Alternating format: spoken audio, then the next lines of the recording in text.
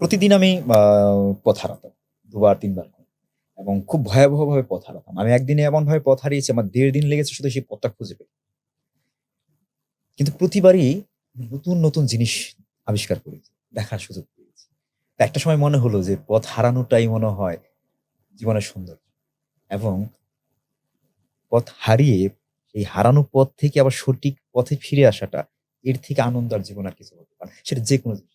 একজন মানুষ যখন মাদকাসক্ত হয়, সে যদি সেখান থেকে ফিরে আসতে পারে, এই যে পথ হারিয়ে আবার পথে ফিরে আসা, এটা তার জীবনের সবথেকে বড় সফলতা।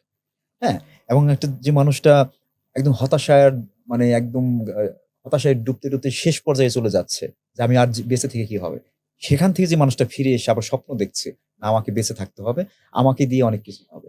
এই যে ফিরে আসা, মানে পথে ফিরে আসা, পথ হারিয়ে আমি এই জীবনটাকেই আমি দেখি যে রাস্তা হারানো এবং আমার জীবনের প্রত্যেকটা কাজের বারবার ব্যর্থ হয়ে আবার ফিরে আসাটাকে একইভাবেই দেখি।